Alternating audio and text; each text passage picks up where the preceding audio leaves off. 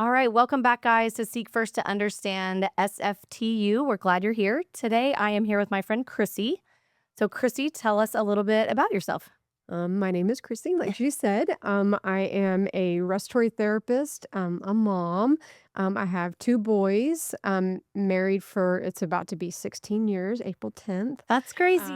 We have three dogs, two boxers. We absolutely love boxers. And a lab. Kind of wish it wouldn't have got the lab, but that's okay. We wanted something that would last a long time. But yeah, that's And Crissy and I also know each other. Y'all know from my podcast with Leslie, we knew each other from softball. Crissy and I also know each other from softball. yes. But you graduated the year after me. Yes, in 2000. Did you go? Dang. So, Crissy's also from Wylie. We should just call this the Wylie podcast. Yeah. You went to all of school in Wylie? No, I left after my freshman year and then moved to Mesquite and graduated in Mesquite. Okay, that's weird. I don't Yeah, I very don't sad. remember did that. not. Yeah, But you did kindergarten through. no, second grade through. Okay. Yeah. So we knew each other through middle school, and then Yes, you left and for high school. softball. Yes, after freshman year. But you stayed in touch with everybody. Absolutely, because I had a boyfriend. Yes, that was That I- from Wylie. That's what yes. kept you in the fold. 'Cause I was That's like, what no, you keep were us in the still fold. around Yes. because of him. Yes. Okay, that makes it all make sense. Yes. And tell us, how did you meet your husband? Well, I was actually a clinical instructor at a local college here, teaching respiratory. And at the time, like, no, I did not want to be in it because I was married prior and like just doing my own thing. And then I only taught first year students. And then I move on and I get new people. Well, I taught him the first year and then he got hired at our hospital. Okay. And so after like I'm not teaching him anymore, he graduated.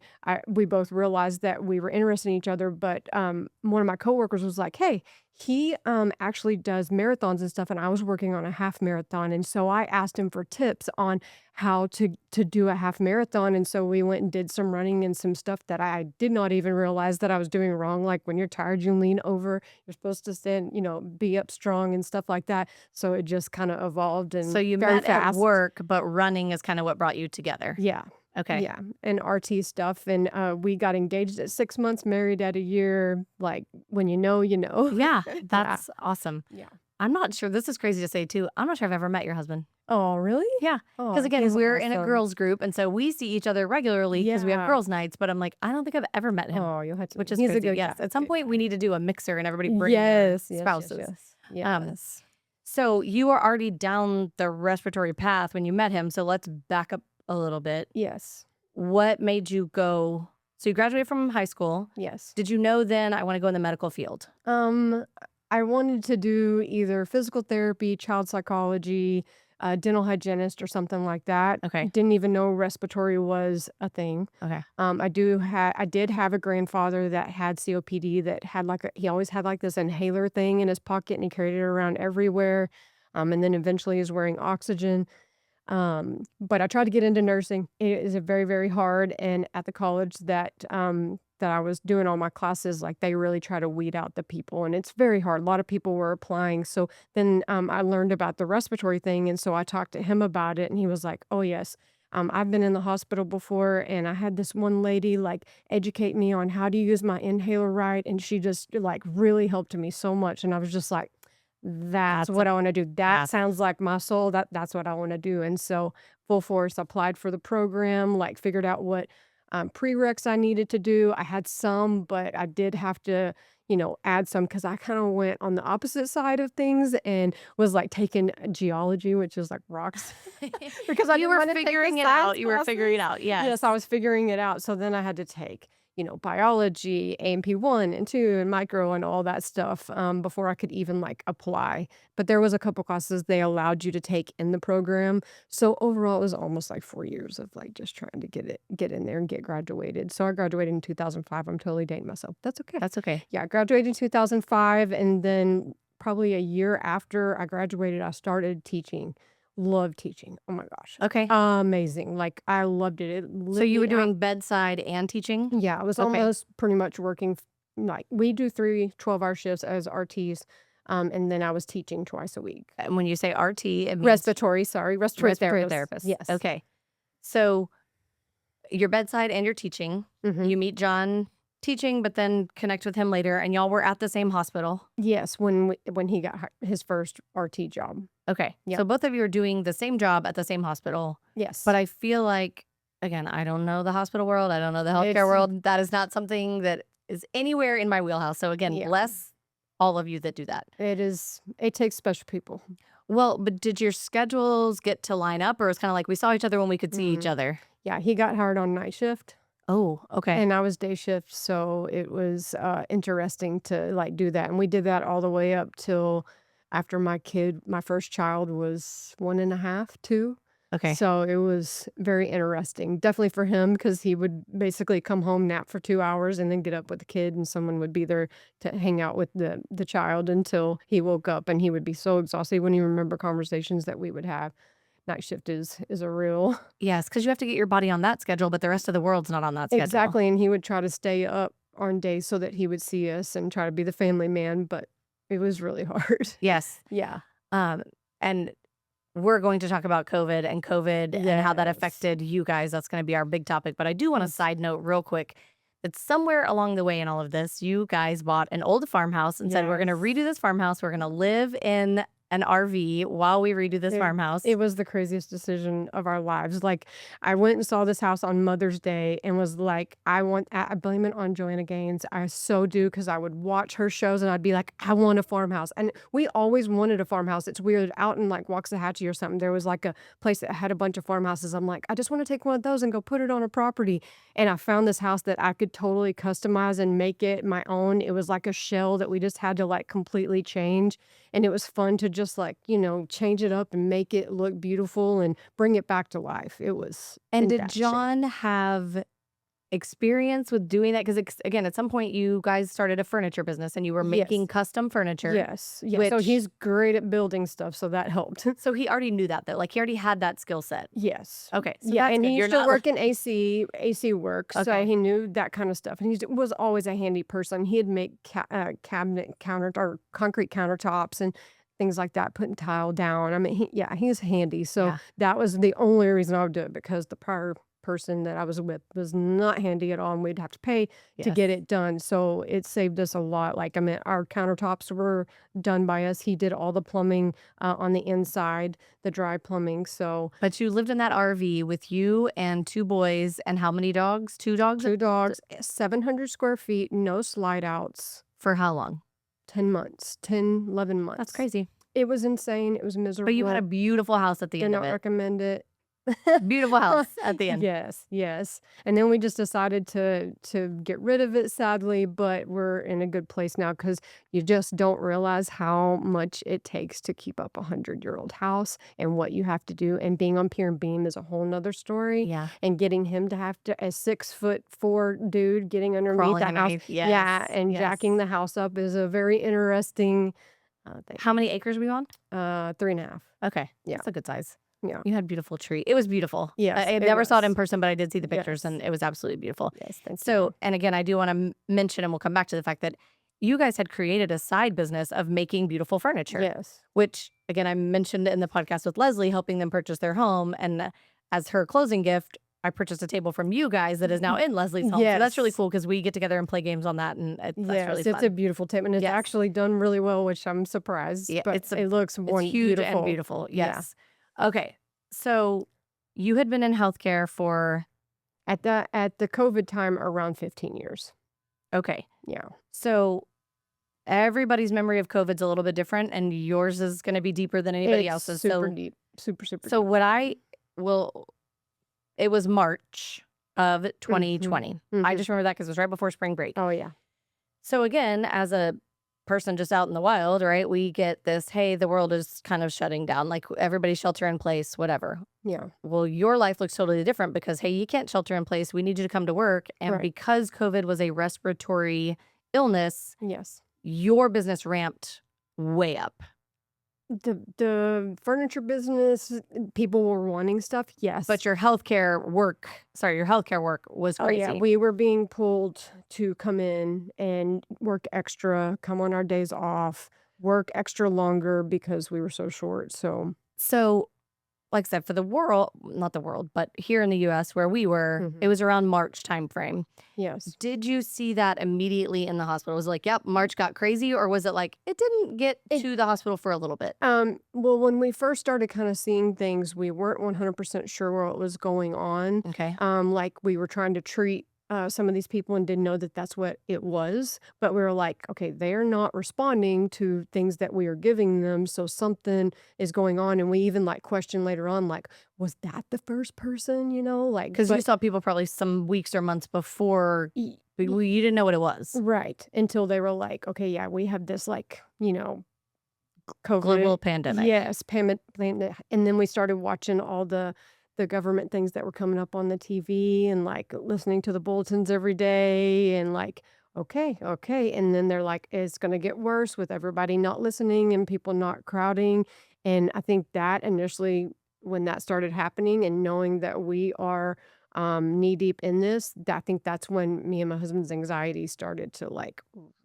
Ramp up. every day. Yeah, Yes. yeah, And you, as we mentioned, lived on 3 acres out in the country, but you worked in a hospital. We won't mention names. yeah, You worked in a hospital in Dallas. yes. Okay. So big, busy hospital. Big busy We're not hospital. in some rural, like, you're in the thick of it. Yeah. So, like I said, from the news that came out in March, when do you feel like the So uptick really hit for your hospital? yeah, so initially it wasn't bad. Like initially it was just, uh it was weird, like it was certain demographics, Okay. I will say. And since we're kind of around certain demographics, those people would come in because they congregated more than others. Okay. Okay. So those demographics would show up, and it would be like a husband and wife would be sick, just as an example. And we'd be taking care of both of them. But initially, like we were able to like kind of figure it out. Like, I mean, we didn't know how to manage it. So I think the initial was like up north. And they had already kind of slowly got a protocol. And so like I'm handing it to the pharmacist and to the pulmonologist and our intensivist, like, this is what they're doing. And so then they kind of like tried to figure that out. And as things went and variants started coming out differently and how I mean, it was insane, a difference from one variant to the next. So we would have to change things, and the way they would breathe would be completely different with each variant. I mean, it's something that I have never experienced in my life.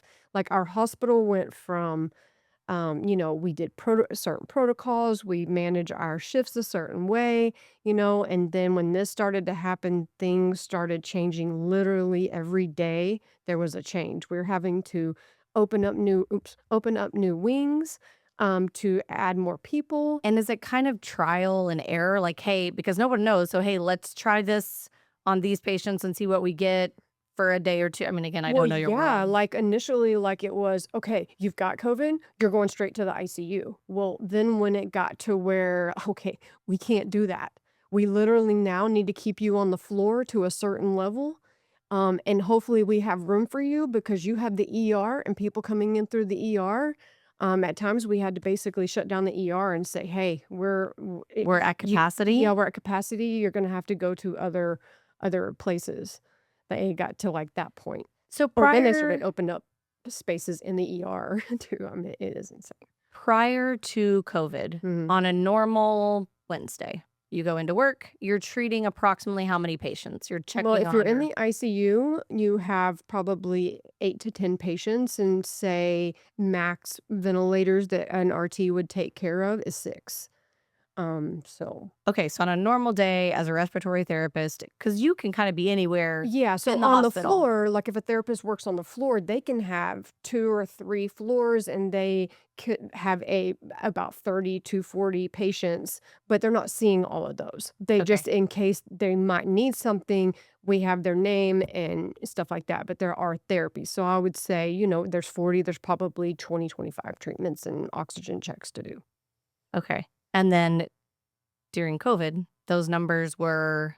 Astronomical. It was the acuity that went up on top of more Tell me patients. tell me more what that means. Acuity means like when a patient is more sick, we have to add on more therapies and modalities to help them. So that's oxygen, breathing exercises, breathing nebulizer treatments, and things like that. So it's a lot. So the number of patients went up, but the number of treatments was also going Yes. way up. Yes.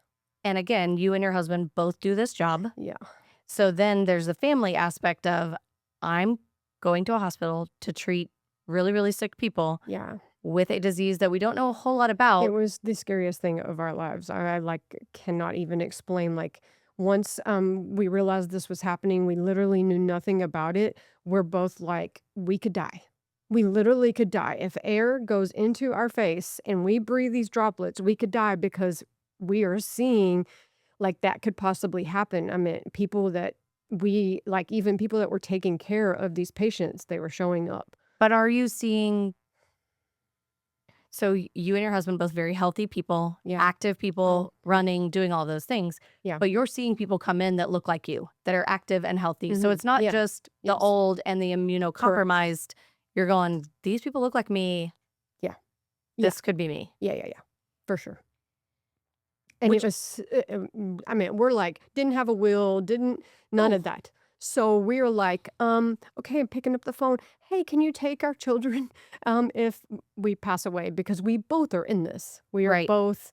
Well, and then you have to be careful too of who's watching our children and are they following protocols? Because not only are we worried about getting sick, but we've got to worry about our children and is whoever's taking care of them doing the right things. And we're blessed. We have a lady that's been taking care of our kids since our youngest was 2. So like That's I awesome. mean, she's basically like a grandmother. So she was like, I've got you. It is fine. I will be okay. And I'm like, you sure? Like I was very timid to even like let her be like that. Like we tried to like work opposite, but when they were pulling us in 40 million directions, asking us to come in on our days off, I mean, and they were like trying to do things where they would like offer us, compensation to try to work more. And again, I've got a lot of my brain I is kn- swimming I right now. know. But were there times that you were like, it's going to be better for me to just stay at the hospital? Or was that not an option because there's no room at the hospital for you to? Not really. No. So you're still just, I'm going to go in, I'm going to work a And 12-hour shift, I'm going to honestly, go home. yeah, honestly, you need to go home. But I mean, I'm not gonna lie, I would be in because I mean, we were so scared that it would like be in our hair, everywhere. Like we were wearing like caps on our heads. Mm-hmm. I mean, the amount of energy it would take to dress up and dress down in these rooms, you just don't realize how much energy it takes to do that for every single room. And in a 12-hour shift, Because you've got to strip all of your, what do they call that? yeah, so we used an N95 mask, and then I would Mhm. put a droplet mask over that, and then a face shield, and then a gown. And some people would put on footies. But when you leave my room and you're going to someone else's I room, have you've to, got to change these things because you don't want to yes, contaminate somebody else's room, yes, even though they're all sick. yeah. I You mean, in still, some hospitals they had to keep the same N95 mask, and then they wore because that there was a basically. shortage of those for a Yes, while. but luckily the place that I was, there was not. They had stockpiles, so it was a blessing. A blessing. But I mean, I've got pictures of my face. Like I'm sure that it made me have more wrinkles than I Yeah. should Well, just from it like pushing on my face because I was so scared that I would even like wear the smallest mask because I just didn't want to get it. I didn't. and again, before COVID, how many respiratory therapists were employed by the hospital? If you don't know, In our that's okay. But department, it's around 40. I mean, it's a bigger hospital. So, and that includes night shift and day shift total. so during COVID, those 40 are just maxed out. Are they bringing other people to help you? Are they like, hey, Trying. go?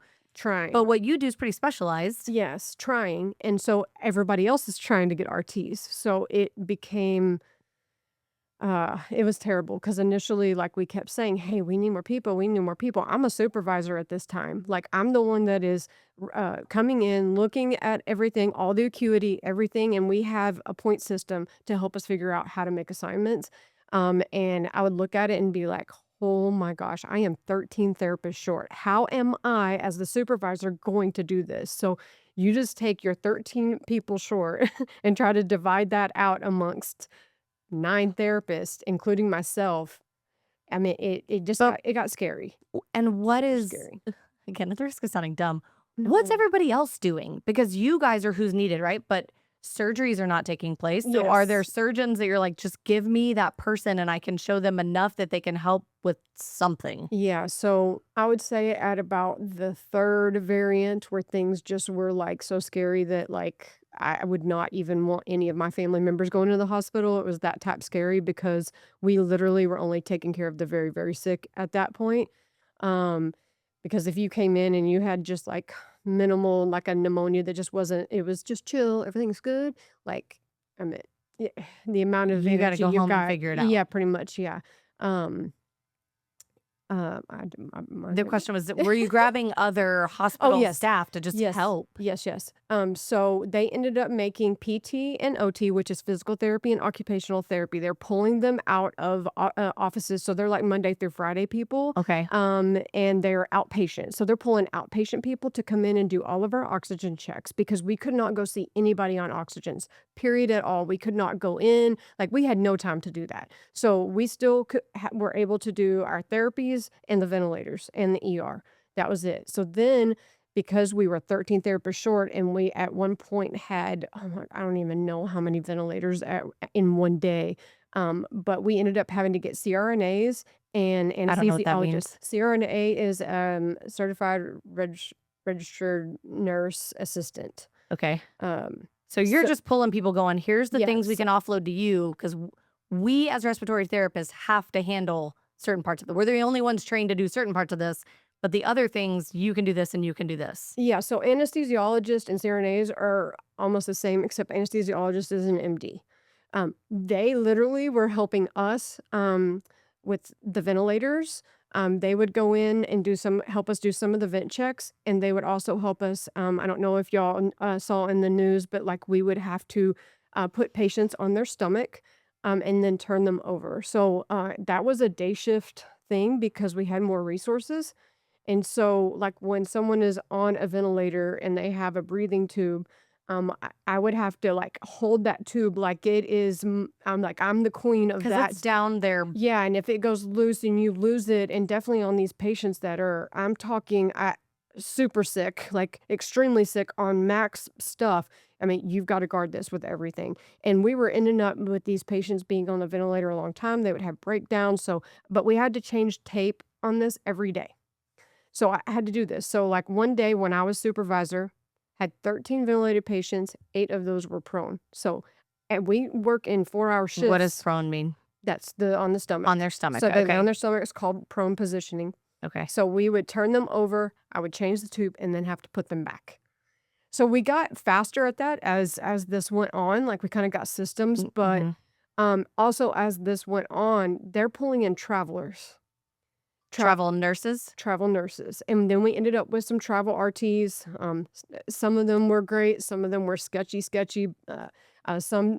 claimed Because that at some they point had they're like, critical. just anybody. Give us people that can come help. Yeah, I mean, some claimed that they worked in critical care. You end up as like the person that like takes care of all these. You end up being like, that's not right. And then having to advocate, and the advocating became so frustrating at this point with between the doctors being stretched thin, us being stretched thin, the nurses being stretched thin, that it almost became on deaf ears, if that makes any sense, because like you just have to take things in your own hands. Like PT didn't show up very much. So there was one gentleman that I literally grabbed and I said, buddy, the only way that this is going to save your life is you to get out of this bed, and I will help you. I'm going to help you. So I grabbed him, I put him, and I made him sit in that chair. And a nurse came by and was like, thank you so much. And I'm like, I want him to live. Like, I can't keep doing this. Like, everybody keeps passing away because we're not able to do what we need to do. I'm not given the care that I'm used to giving. And it was devastating. Like, I Well, mean, And I have 2 questions. One is, did you have the people that you talk about, like they work a 9 to 5 in an office, right? yeah. Did you have people that are like, that's not my job and I'm not coming in to help with that? No, they were very open. Oh, that's awesome. We even had, I mean, we had 3 ladies that came in there, and they even like cleaned, one lady, she was a speech therapist. She cleaned our trachs for us. Like that saves so much time. But to me, That's I'm like, that doesn't worse. sound like that big of a deal. But you're going, yes, but when you have to do it on so many patients, and now that's time out of my day when I need to be somewhere else, it's those little things that everyone coming together is what can make the difference. Absolutely. Absolutely. And For then sure. let's talk about death for a minute. Oh, What does that process look like? Because whose job is it to notify family? well, like, I don't know if y'all remember, but during that time, family was not allowed at the hospital. Right. And I like, I try not to get like emotional about that part because I think that that's probably the PTSD part that like just hurts so much is we had to end up becoming their family. And there would be iPads in the room, but I would literally stay in their room for like 2 hours to take care of these people, to do what I needed to do. Like if we got stuck in there, definitely if we were putting them on the ventilator. But when they had to start making decisions to get put on a ventilator, there would be an iPad right there, and we would have to get the family on there and them say their goodbyes or Oh whatever. gosh. And I would literally have to sit there and try not to cry because as a healthcare worker, you're trying to stay as strong as you Right. possibly And can. you're like, And you I'm can here to help only you. a human can only hear that so much that it just takes a toll. And I mean, there are a couple of like different scenarios and situations that I remember so vividly that ended up just changing me deep down that I was just like, okay, I cannot, number one, I cannot get connected to these patients anymore because I was one of those people. Like I take on I take on their problems. I listen to the family. I feel everything that they're feeling. And that's when that compassion fatigue would come in. But there was one situation that I will never forget. This gentleman's like, I know what's going to happen. I'm going to get on this ventilator. I'm going to die.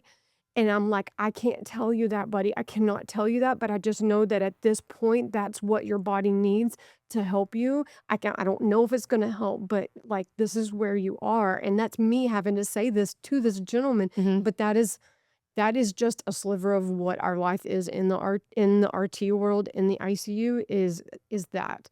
But this was magnitude when Right. there's no family, no support, no nothing. And then some of those iPad families that are on there don't believe us. They think it's fake, they think it's not real. And so that's a whole nother level of stuff. And you know, Which is mind boggling to me. I'm but like, we your person is laying in a hospital. They're talking like, Yeah, I mean, either way. one of the days that like I had that 13 ventilators, I even had a NICU therapist that thought everything was not true. He came over and was like, "Oh my gosh, like we had ICU pumps like outside the doors. And like normally they're inside, okay? Like we would run these long IV tubes to get them out there. You would look down the hall and it looked like we were at war. And I felt like I was at war, Lacey, like full out war. It was war. Which is why it's mind boggling to me. And again, I'm sitting on my couch, right? I'm sitting on my couch at Yeah. home going, this sucks. But Yeah. my this sucks and your this sucks were very different this sucks.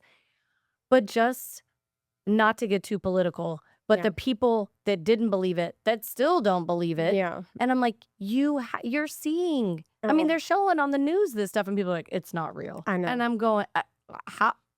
I've never like Help me understand because yeah, I like don't get it. 15 years of being in the hospital, I've never seen like we've had a really bad flu, we've had West Nile. Like I have never seen a hospital change that bad. I mean, I've seen like, 4 or 5 really, really sick pneumonia patients from the flu like in one season, Yeah, but and they're on that's you're beds seeing that all day. yeah, cuz like when I said manually proning patients, there's actually a bed that will turn patients over. Well, we couldn't You don't have do enough that of at that point. those. We didn't have enough Yes. of those, so we couldn't do that. That's why we had to go manual. Do So you have a success story that sticks with you too, though? Do you have oh, ones that for you're like, oh sure. man, they walked For out of here? for sure. Okay. I can't like because of HIPAA Yeah. violation, but there is someone that we personally know That's that amazing. we seriously thought that that person was going to pass away, and he is actively walking this day and still doing his job. That's amazing. Yeah, and, we get to see him, and, the funny story is he always looks at John and says, "You saved my life," and really, I think it might have been me, You're like, but wait a John minute, over but here. but John had gone into his room with a water bag for this oxygen device that he was on, and he says that that's when he started remembering stuff, and he was like, "You saved my life," and so when he sees him, he was just like, "You saved me." What I feel like, what was the hospital doing? Are you just getting your news from the same news that I'm getting? Or is the hospital kind of debriefing y'all every day going, this is what we're seeing, this is what's working, this is what we're trying? how did that news trickle down to y'all? Or was it just like, we're in war and we're going to do everything we can Yeah, day we to were in day? survival mode. Okay. Yeah, I mean, obviously there were politics and remdesivir type stuff, like where shipments coming, not shipments coming, things like that. Like that's really the only updates, and like just finding out from pharmacy like how we're going to manage things. And at that time, like our doctors were working on a study and like trying to figure out like what it was, like what is going on. And so In they the body that's making this yeah, happen. so they started noticing like different things that were happening, and like so that they could try to treat it or knock down whatever is spiking really high. And we did have some success with that. That's awesome. Yeah. At some point, you got COVID. Yeah, well, my husband got COVID. He got it 3 times. Okay. During the height of all of this? Yes. Okay. Scariest crap Okay. ever. I had him upstairs. Was he upstairs? No, I was upstairs. I would hear him coughing and stuff like that, and I'm laying in bed, and I'm like, please, Lord, please do not take my husband. He is my world. Like, this Yes. is not the way he needs to go, just so scared. And that's where the anxiety came in. And bringing on the anxiety stuff, we were having trouble sleeping really bad, and so anxious that I had a dream one night, and it ended up being something that happened to me in my past, but was with present people. So we ended up calling the doctor and being like, hey, we are not sleeping. We need something. And so she gave us something, but she told us, please stop watching the news. Yep. No more news. Mm-hmm. Do what you need to do. Try to find some kind of peace. But like at home, it's not peace. Excuse me, I'm having to do school with my kids on top of trying to Yeah. realize that There's no off switch, I've right? let It's- 4 people go Oh today. my gosh. And Well, and because you're both pros and cons, because you and your husband were both in this world, you knew what the other one was dealing with. absolutely. And again, the con to that is you don't have someone to go home and vent to. You don't have someone to unload to because he has his own pile of stuff to unload. Absolutely. So how long, again, for me, COVID started in March of 2020. Yeah. How long, I felt like it was like 2 years until things started like kind of okay, till things really calmed down in started your calming down. world? Yeah. And Maybe even then 3. when you Good. can poke your head above water and take a breath, are you like, I got to get out of this? Oh, yeah. Yeah, I'm, like, actively, like, okay. Like, I even, like, tried to do life coaching, but then realized life coaching is kinda like respiratory with compassion fatigue, so, like, I had to shift and be like, "Okay, I need something, like, totally different." So, I was able to kinda do some COPD asthma education at the hospital, kinda switched over to that. Then I decided, "You know what? I'm gonna get my bachelor's degree, and I think I need to move on. I need to get out of bedside care because compassion fatigue is real." And my body was screaming, "It's time. Something's gotta change."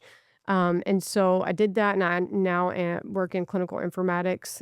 I teach the software that we use to document Okay. at the hospital. I teach that. So it's nice So to back into teaching, which you already like, yes. and you now work more of a 9 to 5 job? Yes, and I work from home mostly except for when I go teach. So it's like a hybrid position, which is nice, but like being a people person, that has been a little bit of a transition and not seeing a lot of people except for when I teach class. So, but other than that, I'm at my body is like, I mean, I Thank you. dropped like 5 pounds just, Just of stress. That was just Yeah. stress weight that just came up. yes, like shoulder. Whew. Yeah, And is John still in that world? he is still in that world. Okay. Yeah, Which, and he I mean, actually teaches now too. So he teaches for the college that I used to teach for. which good for both of you to figure out what's best for you, and not you say your body, but it's your mind, it's your mental health. Yeah. It's thank you. I don't know how many people tell you thank you, yeah, but thank you thank you. for serving all of us during that. Yeah, I'm glad I didn't get to see you. I'm glad I didn't have to see you yeah, during that. I think that we had like a girls' trip, and one of the girls in our Pequeno group was like, "Tell me, is it really? Is it real? And And you're I was just again, like, "Look, I see the sickest of the sickest."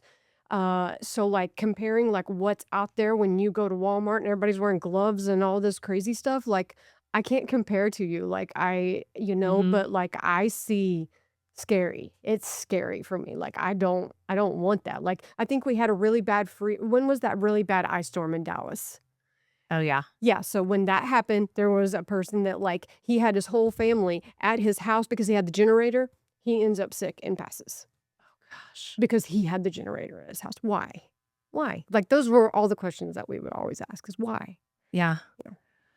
Well, thank you for coming and Yeah, thank sharing you. this. Yes. Again, it's big stuff, and you and I've never had this conversation because nobody wants to go back and talk about this. But Yeah, like, we just wanna be I do have one more question. Yeah. Maybe more after I ask this one.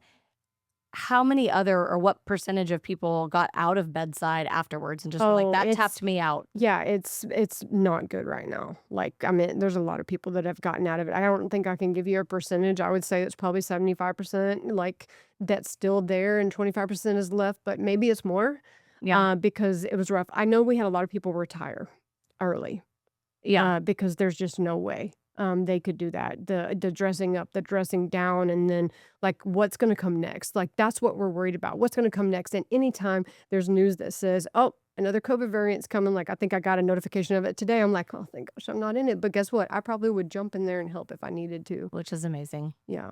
Just because, like, that's my You work know the things family. and Yeah. you Yeah. have that knowledge. Yeah. Yeah. Well, that's amazing. Yeah. Thank you. Yeah. I didn't look at this sheet. I I don't know if didn't we either. covered all of it, but I feel like we I had a think we great, did. great conversation.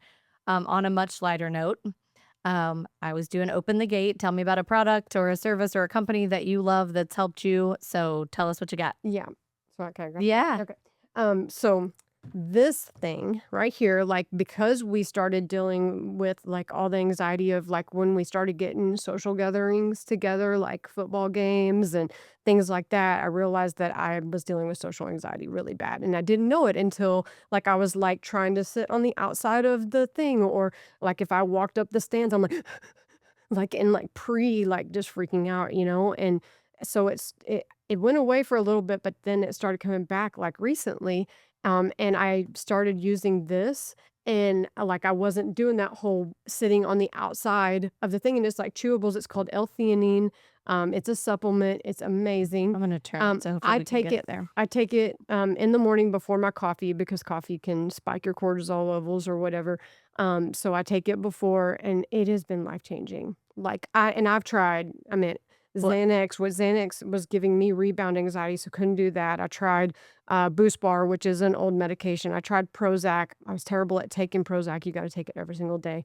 Um, but this Mental calmness and relaxation. yes. And You you feel it. oh, yeah, like, I can just be like, "This is great," and, like, I went into the basketball game. I took it for, like, a week or 2, and I started noticing little things. I walk into the game, I'm like, "Hi," and I was literally one of those, look down, find a seat, sit down, don't talk to nobody, and then I'm all like, "Hey, how's it going?" That's Going awesome. over there and sitting and Yeah. not even worrying about anything other than the game. This would be a good one. I have someone close to me that I feel like struggles with some of that. So I'm like, this is a good because it's a natural It's a supplement? natural supplement. Okay. Yeah. Well, that's great. Yeah. Mine is summer's coming, Okay. and these are my favorite sunglasses. They're Gooders. Are you familiar with Gooders? Okay. Do you still run? Yes. Okay. So the cool thing, it's Goodr, Gooder. Okay. They make a bunch of different styles and colors, and they all have really fun names. The name's always on the inside. These are Basset Hound Dreams. Either way, they are made for like runners because they're not supposed to move when you sweat. Oh, okay. I don't run. I don't use them for that, but I like them because they're all like 30. They're around $30. They're polarized, which I love polarized sunglasses. So because I have friends who have really good like the Costa sunglasses. I went and looked and I'm like, I'm not spending that kind of money because I'll lose them or scratch them or Yes, break them. exactly. So Gooders are great Okay. option for summertime. Okay. So there you go. Good to know. Anything else you want to share before we wrap it up here? I think I covered it. I probably Awesome. could keep talking about Yes. this, but, you know. Well, thank you for coming. Thanks Yeah, for thank you opening that for up and sharing with us everything. And thank you guys for tuning in. Have a great day.